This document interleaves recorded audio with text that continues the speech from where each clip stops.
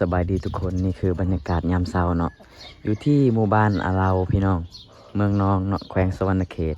อันนี้คือบรรยากาศยามเช้าเนาะฝนตกเมื่อคืนนี้ตกแห้งครับพี่น้องเพราะว่าเมื่อคืนนี้บ่าวไทยบ้านนอกเนาะได้นอนพักผ่อนอยู่ที่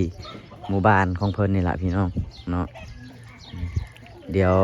พาพี่น้องเลาะชมบรรยากาศยามเช้าวิธีของชาวบ้านเนาะ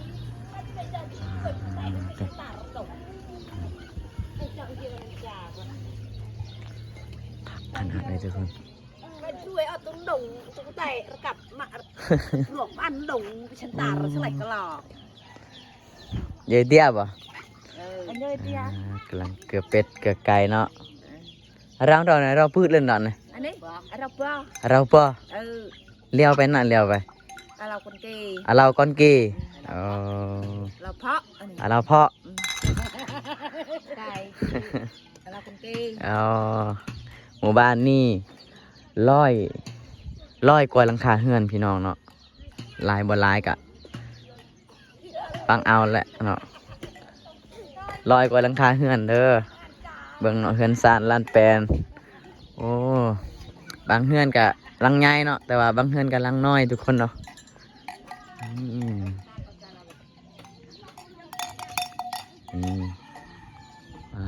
เด้อ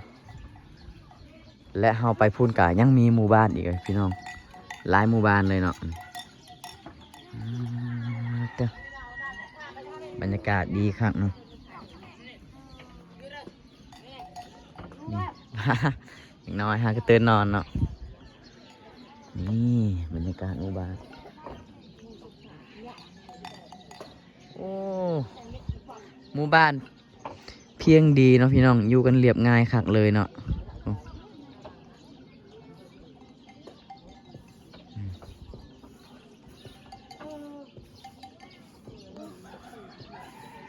อันนี้คนทางกระเจ้ากำลังเฮ็ดใหม่เนาะคนทางงามๆเลยกระเจ้ากำลังแปลงคนทางใหม่พี่น้องคักขนาดเลยเนาะ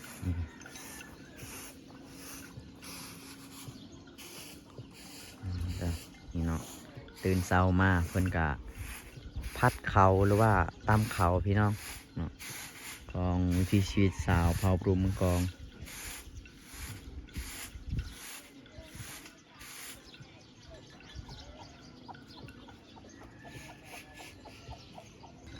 อันนี้หนทางเป็นหนทางอยู่ใจกลางหมู่บ้านเลยเนาะพี่น้องเนาะหนทางงามคักขนาดเลยเขาเจ้าเฮ็ดใหม่หรือว่าแปลงใหม่เนาะฟังเสียงเพิ่นตำเขา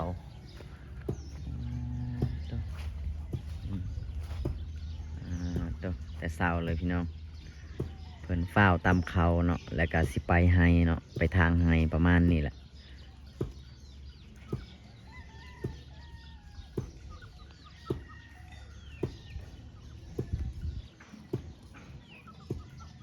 น่าจะเป็นผู้สาวเนาะ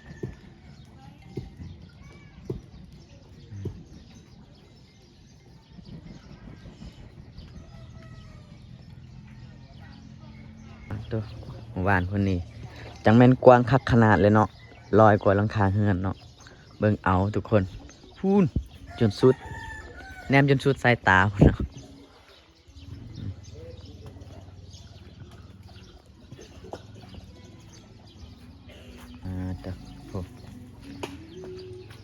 นี่แหละชีวิตบ้านนอกบ้านนาพี่น้องเอ้ยพุ่นเป็นน่าจะนึ่งข้าวเนาะแม่นแหละพี่น้อง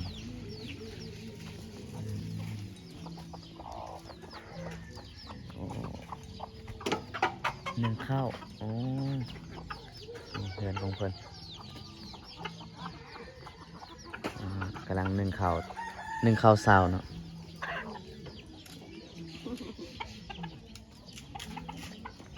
แต่จะด้อยป่ะกำลังนึ่งข้าวเด้อนี่แหละเพื่อนซานเพื่อนโอ้ฝนตกนี่คือสิเปียกคักเมื่อคืนนี่เนาะเปียกมันเนาะแม่เนาะ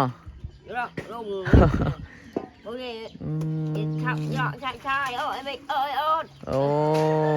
เพิ่นว่าเปียกเบิดเมื่อคืนนี่ฝนตกหนักเนาะพี่น้องบ่มีมองนอนเลยเปียกเบิดเลยนี่เพื่อน เพื่อนหลังนี้เพิ่นว่าเพิ่นอยู่กัน10 คนเนาะพี่น้องเนาะนอนอยู่ในนี้เนาะ10 คนอืม rồi bị nâng dạ thì ผ้าพื้นชิ้นหนึ่งเขาแหละ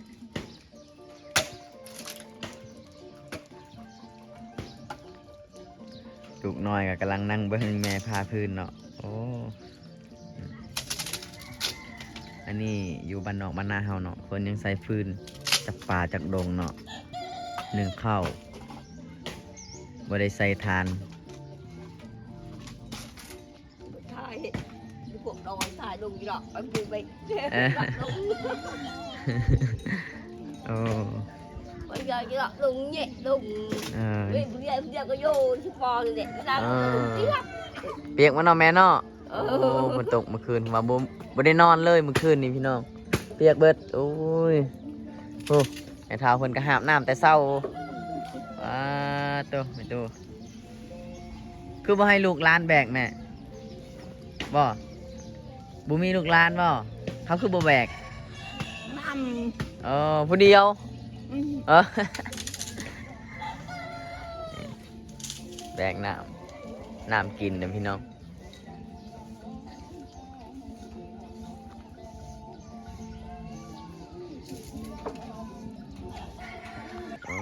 ตัวอุ้มหลานในเช้าในเท่า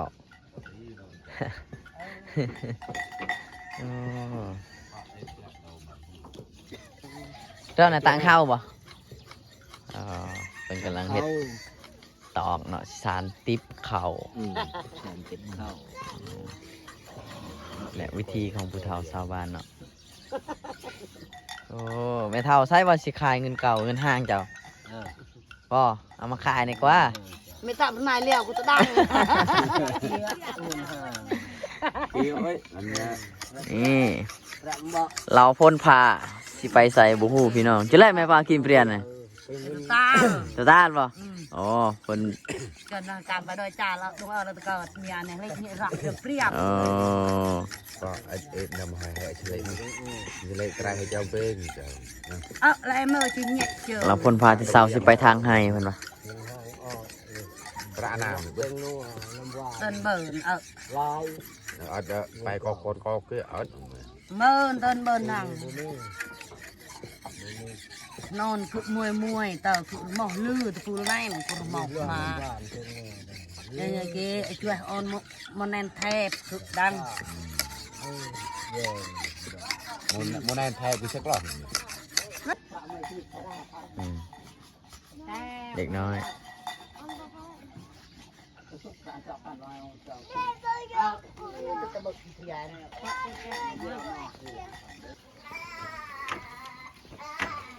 อ๋อlựa bề mày ta nó dáng không làm lại mình chạy này tôi chạy được mà đâu ta ăn chợ bấm vào ừ pha phèพี่น้อง nào nó tàn chứ nó chạy con chụp đó tạo thì cọp แต่เช้าเนาะเป็นตำพาแพเนาะ nào có hai chữ thì cái tôi thì tạo con cọp ตาอ่อนก่อนอ่อนเจ้าเนาะ tạo nó chảo เห็ดในลูกในร้านผมบริขายพี่น้อง ra dạ ตอนนี้เรากำลังเดินทางกันต่อพี่น้อง เจ้าชอบอะ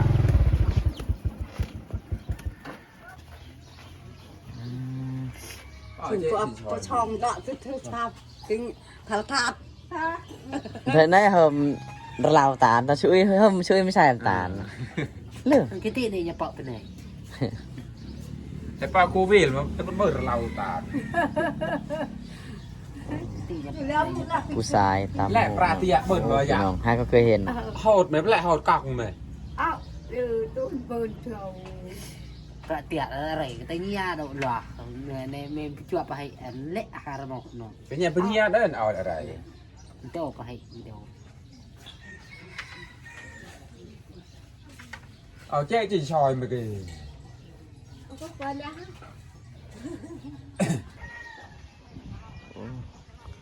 บ บรรยากาศฟ้าหลังฝนบรรยากาศสดใสเสมอพี่น้อง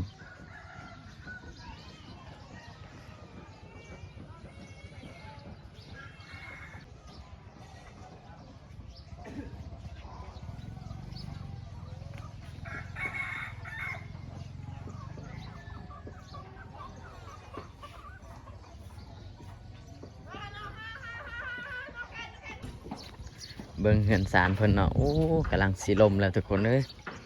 เนาะ นี่ซองหลังคาเฮือนเนาะอยู่อันแคมของหมู่บ้านเนาะ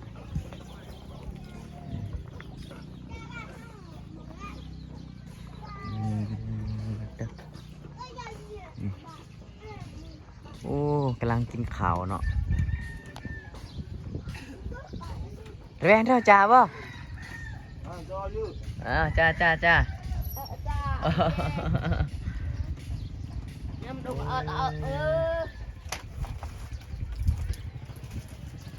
Ven trong chạm á. Vâng.กำลังกินข้าวเสาพี่น้องสองเอ้ยน้องเนาะอ๋อเบิ่งเฮือนของเพิ่นนี่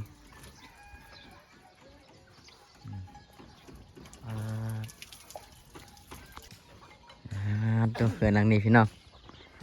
สุดคักขนาดเลยอยู่กันจังใดเนาะฝนตกเมื่อคืนนี่ฝนตกแห้งเนาะตกหนักคักขนาดเมื่อคืน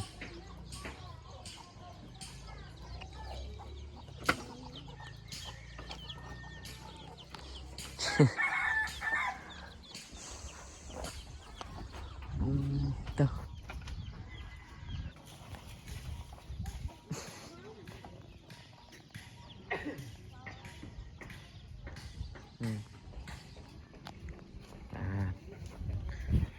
กำลังแบกเขาเอาไปสีเนาะมานี่แหละ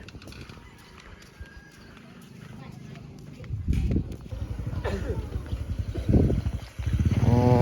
คักขนาดเลยเนาะบรรยากาศยามเศร้าๆ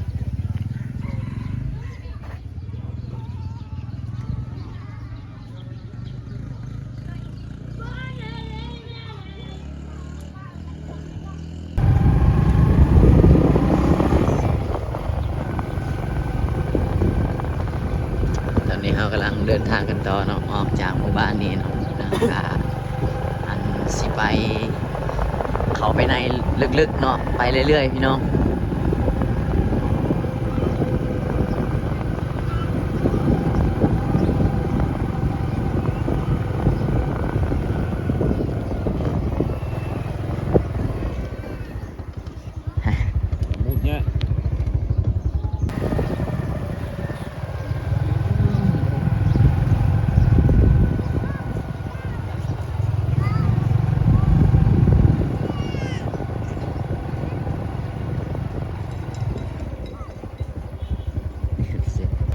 ตอนนี้กำลังข้ามน้ำไปพี่น้อง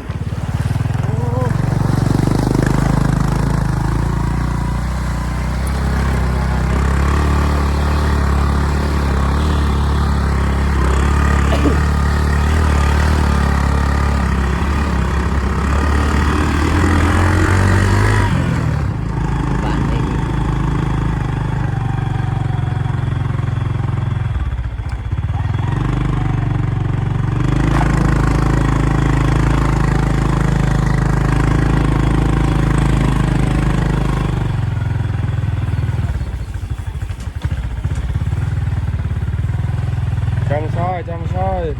ซอ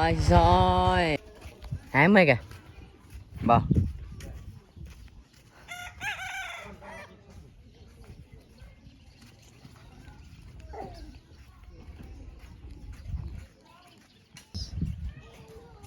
บรรยากาศยามเช้า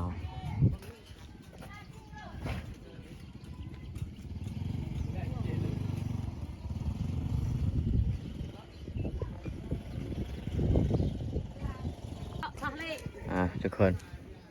เดี๋ยวมาเบิ่งกันเนาะเอ้ยเพิ่นสิขายหยังเนาะนี่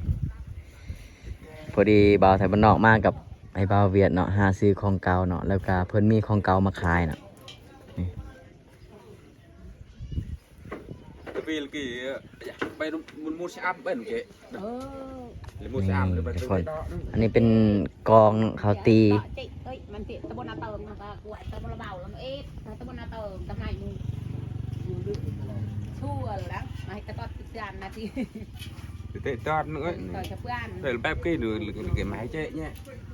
nó lên chạy này เอ้ยก็ยาก nó lại นี่เนาะที่เราออกจังซี่คือลูกเนาะทุกคนเด้อ lấy bôi trồng lan rồi vào หายบ่ได้บ่หายบ่เฮ็ดหายบ่ เห็ดแอบ อ๋อ ก่อนพี่น้อง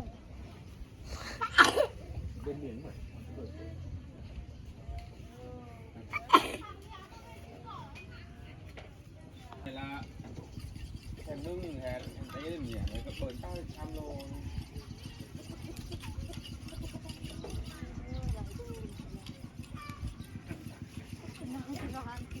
trăm lô trăm thêm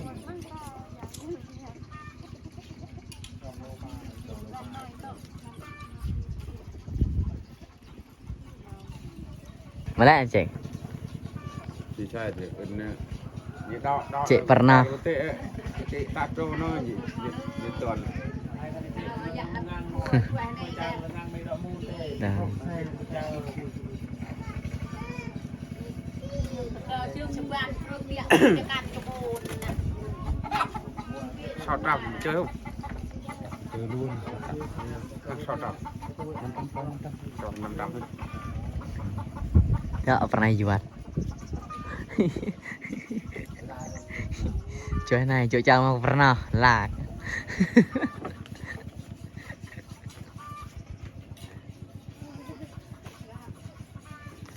เราคลายกองนะทุกคนนะอ๋อ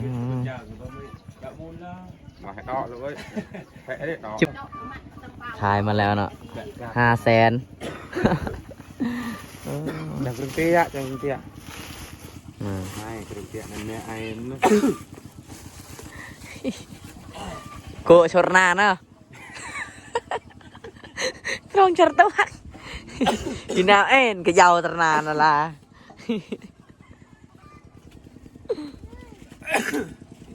bên nơi đến นี่เนาะเราอยากคลายตามหู ôi นะ này mà dày cái đôi dày dày cái ria à dạ này ơi mày ว่าแยงอย่างมูก็เจอรังสะโป้แล้วก็จิรังติงเงี้ยจิรังเช่นก็เจอ này đây เราอยากคลายตามหูเนาะเราเก็บมาหลายปีแล้ววันนี้เราสิคลาย อันให้ลูกให้หล้าน อันซื้อของกินของอยากซื้อเกลือพริกนัวเนาะทุกคนเนาะ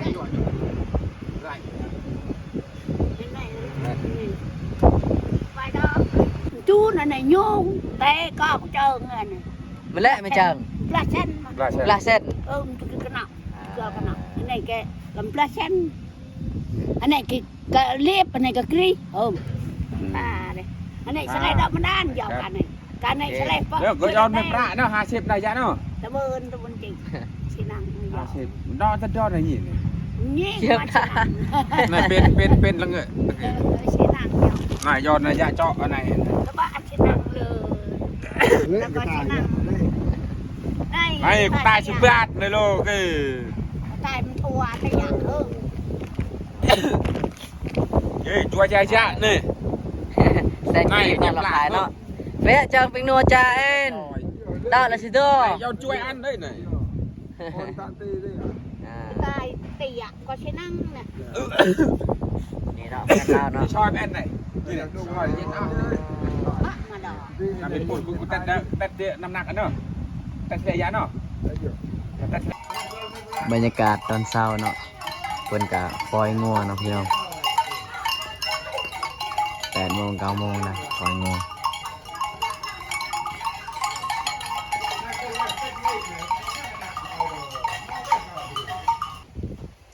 cái gì phải tặng qua lên nè พี่น้องที่มาแรกก็ลืมแม่เจ๊หน่อย sao nó phải chị nhầm chưa chưa phải tặng เก้เดี๋ยวใจเจ๊ đó để bài cái ở dạ đồ mà lát để bài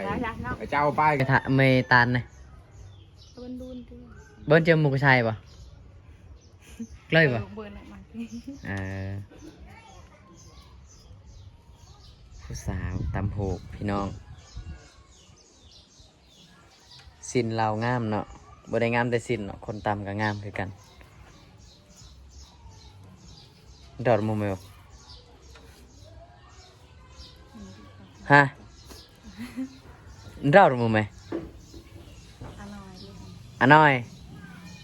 หาเราก็ยาวหน่อย ก็มันเปรี้ยวมันก็นั่นแหละนั่นแหละ แล้วมือเราก็เถอะ แล้วก็ตลาดมา ผู้สาวตำโหกพี่น้องโอ้งามเนาะสินเผามังกรไม่แหละยังเจ็บป่ะบลาไม่แหละ 700,000ป่ะอ๋อ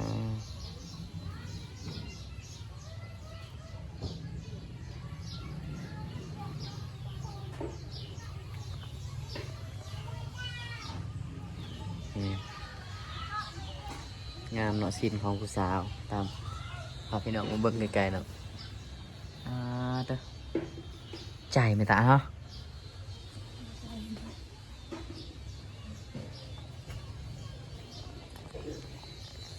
bên perlu aja pak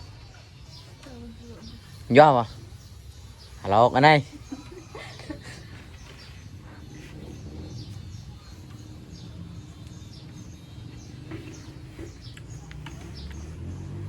xin temu ndak ada mau mai pak pak Udah lu ngacang. ndak ada mau mai hah anh yang anh yang bên thành phố cho nó phải mòn nè nè cái coi tao biết nhà phải nè Ba ba betul aja nih. Ya. nhà vân lượng xào phao măng còn đấyพี่น้องกำลังตำหูงามเมียดบ่น่ะประเตียประกอกเต็มบ่ต้นเบิ้นบ่ ôi dương kia rưỡi cháu น่ะแยะจะบ่อย่า ว่าเลย เลยเนาะก็ไปเบิ้นกองประบ่ หอบเราบ่ต้นเบิ้นเนาะอ๋อ rồi là thường qua cô ấy thế bưng người rồi cô ấy Còn thai dạ đây. Thai như bộ dạ, nó bạc nhà dạ đây, khỏi dạ của ba cho con nhìn thế à. Dạ cái chân ái là cái đèn hậu